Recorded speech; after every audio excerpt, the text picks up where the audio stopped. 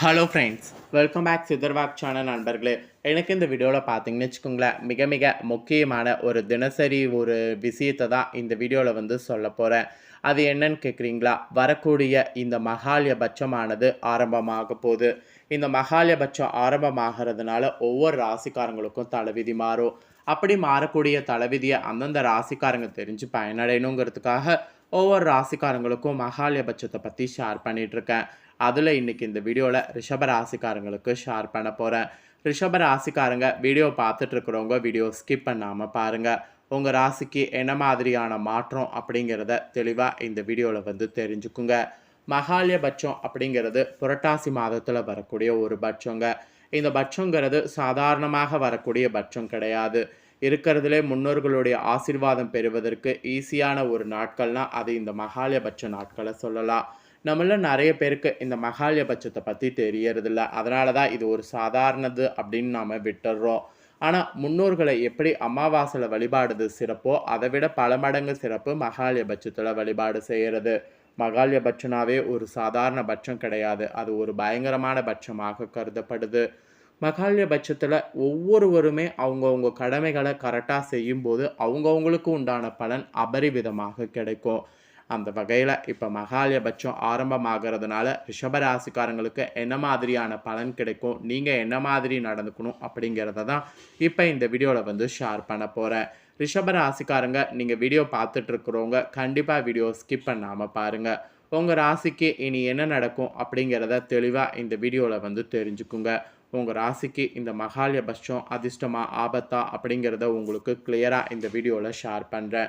So கிளியராக உங்களுக்கான தாள்களை தெரிஞ்சுக்குங்க. அடுத்த 10 நாட்களுக்கு மகாலயபட்சத்தில் ரிஷபராசிக்காரங்க உங்களுக்கு இறைவன் சூட்சம விளையாட்டால் இனி நடக்க போகக்கூடிய விபரீதங்களை உங்களுக்கு தெளிவாக இந்த வீடியோவில் ஷேர் பண்ண போகிறேன். தெளிவாக உங்களுக்கான பலனை இந்த வீடியோவில் நோட் பண்ணிக்கோங்க. உங்கள் பலனை நீங்கள் தெரிஞ்சுக்கிறதுக்கு முன்னாடி இந்த மகாலயபட்சத்தில் முன்னோர்களுடைய அருளை பெற முக்கியமாக செய்ய வேண்டிய பரிகாரங்கள் சில இருக்குது. அந்த பரிகாரங்கள் என்ன, அதை எப்படி செய்யணும் அப்படிங்கிறத முதல்ல ஷேர் பண்ணுறேன். அதை முதல்ல தெரிஞ்சுக்குங்க. 2024 ஆண்டுடைய மகாலயபட்சமானது செப்டம்பர் 18 முதல் அக்டோபர் 2 வரை நடைபெற இருக்குது. இக்காலம் பார்த்திங்கன்னு வச்சுங்களேன், முன்னோர்களுடைய அருளை பெறுவதற்கான சிறப்பான வாய்ப்பு என்று குறிப்பிடப்படுது. மேலும் இந்த மகாலயபட்ச காலத்தில் பித்ருலோகத்தில் இருக்கக்கூடிய நம்ம முன்னோர்கள் பூமிக்கு நமக்கு ஆசீர்வதிப்பதாக நம்பப்படுகிறது. பொதுவாக ஒவ்வொரு மனிதனும் தெய்வ கடன், குருக்கள் முனிவர்களுடைய கடன், முன்னோர்களுடைய கடன் என்ற 3 முக்கிய கடமைகளை நிறைவேற்ற வேண்டும். அதில் முன்னோர்களுடைய கடனை அடைப்பதற்கான சிறந்த காலமாக மகாலயபட்சமானது வருது. இந்த 15 நாட்களுமே முன்னோர்களுக்காக தர்ப்பணம், திதி, அன்னதானம் செய்வது மிகவும் முக்கியமானதாக கருதப்படுது. மேலும் இந்த 2024 அடுத்த 10 நாட்கள் மகாலயபட்சம்தான். மகாலயபட்சம் 2024 செப்டம்பர் 18ஆம் தேதி புதன்கிழமை தொடங்கி அக்டோபர் 2ஆம் தேதி மகாலய அமாவாசையோடு நிறைவடைகிறது. இந்த நாட்களில் முன்னோர்களுக்கு திதி தர்ப்பணம் செய்வதால் அவர்களுடைய சாபம் நீங்கி நமக்கு வாழ்வில் பார்த்திங்கன்னு வச்சுக்கோங்களேன், தடைகள் மற்றும் துன்பங்கள் எல்லாமே அகலும். இதெல்லாம் மகாலயபட்சத்துடைய முக்கியத்துவம். இதையும் தெரிஞ்சுக்குங்க. மகாலயபட்ச நாட்களில் திதி தர்ப்பணம், அன்னதானம் போன்றவை செய்வது உங்களுடைய 21 தலைமுறைக்கு சென்று சேரு என சாஸ்திரங்களில் கூறப்படுது. மேலும் இந்த தர்ப்பணங்களை முறையாக செய்வதன் மூலம் உங்கள் முன்னோர்கள் மகிழ்ந்து உங்களுக்கும் உங்கள் சந்ததிக்கும் ஆசி வழங்குவாங்க. அதுதான் இந்த மகாலயபட்சத்துடைய மெயின் முக்கியத்துவமாக குறிப்பிடப்படுது. அதே போல் முன்னோர்களுக்கு பார்த்திங்கன்னு வச்சுக்கோங்களேன், இந்த திதி தர்ப்பணம் செய்வது ரொம்ப அவசியம். பித்ருதோஷம் அல்லது முன்னோர்களுடைய சாபம் உங்கள் வாழ்வில் பல பிரச்சனைகளை உருவாக்கக்கூடும். இதனை சரி செய்ய மகாலயபட்சத்தில் முன்னோர்களுக்கு திதி கொடுத்தால் கல்ம்ப நல்லது. அதாவது திதி கொடுக்கறது, பசு, நாய், காகங்களுக்கு உணவு வழங்குறது போன்றவெல்லாம் மிகவும் அவசியமாக இந்த நாட்களில் செய்யணும் என்று கருதப்படுது. அதே போல் இந்த மகாலய அமாவாசையில் சுபகாரியங்களை தவிர்க்க வேண்டும். மகாலயபட்சத்தில் சுபகாரியங்களை தவிர்க்க வேண்டும் என சாஸ்திரங்களில் கூறப்படுது. இந்த நாட்கள் முழுவதும் உங்கள் முன்னோர்களுக்கு திதி தர்ப்பணம் செய்வது மிக முக்கியம். ஸோ திதி தர்ப்பணம் தவிர வேறு எதுவும் பார்த்திங்கன்னு வச்சுக்கோங்களேன் செய்யக்கூடாது. இதெல்லாம் மகாலயபட்சத்துடைய ஹைலைட்டான விஷயமாக கருதப்படுது. இவ்வளோ நேரம் மகாலயபட்சத்துடைய சிறப்பை பார்த்துட்டோம். இப்போ அடுத்ததாக இந்த மகாலயபட்சத்தில் உங்கள் ராசிக்காரங்க நீங்கள் பெறக்கூடிய பலன்களை இப்போ நான் உங்களுக்கு ஷேர் பண்ண போகிறேன். ரிஷப ராசிக்காரங்க உங்கள் ராசிக்கு என்ன மாதிரியான பலன்கள் கிடைக்கும் அப்படிங்கிறத தெளிவாக இந்த வீடியோவில் நோட் பண்ணிக்கோங்க. ஸோ ரிஷப ராசிக்காரங்க உங்களுக்கான பலனை இந்த வீடியோவில் வந்து நீங்கள் நோட் பண்ணிக்கிட்டிங்கன்னா கண்டிப்பாக இந்த பலன்களுக்கேற்ப நடந்து பலனடையலாம். சரி வாங்க, ரிஷப ராசிக்காரங்க உங்களுக்கான பலன் என்ன குறிப்பிடப்பட்டிருக்கோ அதை இந்த வீடியோவில் பார்க்கலாம். ரிஷப ராசிக்காரங்க கார்த்திகை 2, 3, 4 பாதம், அப்புறம் ரோஹிணி, மிருகசீரிடம் 1, 2 பாதம் இதில் பிறந்தவங்களுக்கு கரெக்டாக இந்த கணிப்பு பொருந்தும். ஸோ ரிஷப ராசிக்காரங்க இந்த நட்சத்திரத்தில் பிறந்தவங்க வீடியோ ஸ்கிப் பண்ணாமல் பாருங்கள். வேகத்தோடு விவேகமாக நடந்து கொள்ளக்கூடிய ரிஷப ராசிக்காரங்களுக்கு நீங்கள் சிக்கனமாக நடந்து கொள்பவர்களாக இந்த மகாலயபட்சத்தில் இருக்கணும். இந்த மகாலயபட்சத்தில் ராசிநாதன் சுக்கிரன் 6வது ஸ்தானத்தில் மறைந்திருக்கிறாரு. ஆனால் அவர் ஆட்சி பெற்று சஞ்சாரம் செய்கிறாரு. இதனால் உங்களுக்கு அறிவுத்திறனானது அதிகரிக்கும். உங்களது பேச்சு மற்றவரை மயக்குவது போல் இருக்கும். ருசியான உணவை உண்டு மகிழ்வதற்கு சூழல் அமையும். ராசியில் இருக்கக்கூடிய குரு மன நிம்மதியை தருவார். சாமர்த்தியமாக காரியங்களை செய்து வெற்றியை வந்து பெற முடியும். ஆக மொத்தம் இந்த மகாலயபட்சத்தில் உங்களுக்கு தலையெழுத்து மாறுங்க. அப்புறம் தொழில் ஸ்தானத்தில் சனி இருக்கிறாரு. தொழில் வியாபாரம் முன்னேற்றம் காணும். தொழில் வளர்ச்சிக்காக சில திட்டங்களை செயல்படுத்த முடிவெடுத்திங்கன்னா அது உங்களுக்கு சக்ஸஸ் ஆகும். பணவரவு திருப்தி தரும். வியாபார ஸ்தலத்திற்காக புதியதாக இடம் வாங்கணும்னு நினச்சிங்கன்னா அந்த மாதிரியான காரியம் உங்களுக்கு சக்ஸஸ் ஆகும். அப்புறம் உத்தியோக ரீதியாக பார்க்கும்போது உங்கள் செயல்திறமையானது கூடும். பயணங்களுக்கு செல்ல வாய்ப்புகள் நேரிடும். பணி நிமித்தமாக அடைய வேண்டியது இருக்கும். குடும்பஸ்தானத்தை செவ்வாய் அலங்கரிக்கிறாரு. அதனால் குடும்பத்துக்கு தேவைப்படக்கூடிய பொருட்களை உத்தியோக ரீதியாக நீங்கள் பூர்த்தி செய்து கொள்ளலாம்.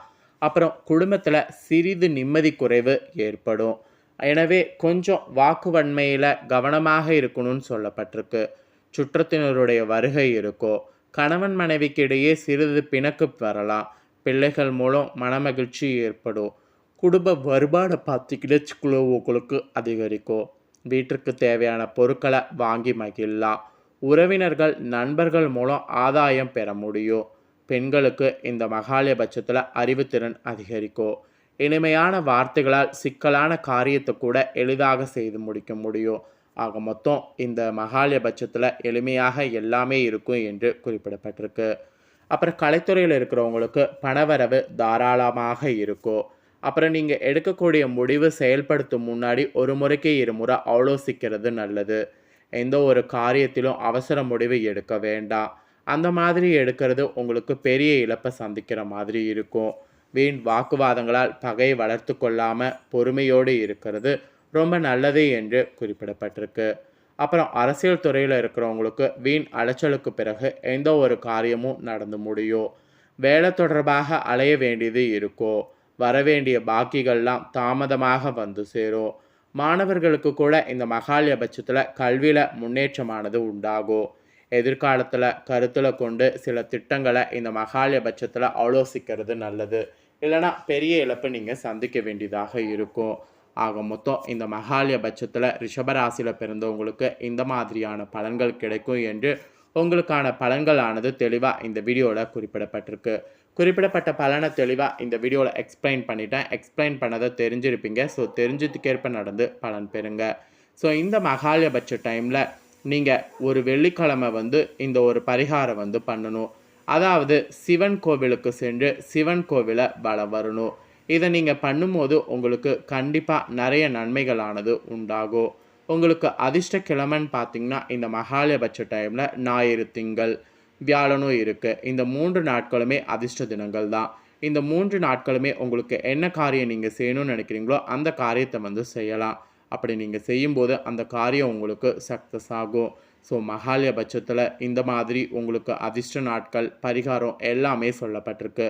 ஸோ எல்லாத்தையுமே தெளிவாக இந்த வீடியோவில் உங்களுக்கு ஷேர் பண்ணிட்டேன். ஷேர் பண்ணதை தெளிவாக இந்த வீடியோவில் தெரிஞ்சிருப்பீங்க. ஸோ தெரிஞ்சதுக்கேற்ப ரிஷப ராசிக்காரங்க நடந்து பலன் பெறுங்க. ஸோ இந்த வீடியோவை இப்போ நீங்கள் பார்த்து முடித்த உடனே இதை லைக் பண்ணி உங்கள் ஃப்ரெண்ட்ஸ் ஃபேமிலிக்கு ஷேர் பண்ணுங்கள். உங்கள் ஃப்ரெண்ட்ஸ் ஃபேமிலியில் இருக்கிறவங்களும் வீடியோ பார்க்கட்டும். அவங்களும் அவங்களோட ராசி ரிஷப ராசியாக இருந்ததுன்னா இந்த தாள்களை தெரிஞ்சு இந்த தாள்களுக்கேற்ப நடந்து பலனடையட்டும். கண்டிப்பாக லைக் பண்ணி ஷேர் பண்ணுங்கள். உங்கள் ஃப்ரெண்ட்ஸ் ஃபேமிலியில் இருக்கவங்களும் பார்த்து பலனடையட்டும்.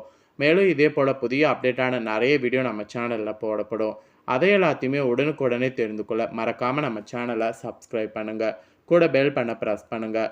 ஃபர்ஸ்ட் டைம் பார்க்குறவங்க சப்ஸ்கிரைப் பண்ணாதவங்க அதை பண்ணி பெல் பண்ண ப்ரெஸ் பண்ணிட்டீங்கன்னா இனி நான் போடுற வீடியோ உடனுக்குடனே தெரிஞ்சுக்கொள்ளலாம். பண்ணுங்கள். நன்றி.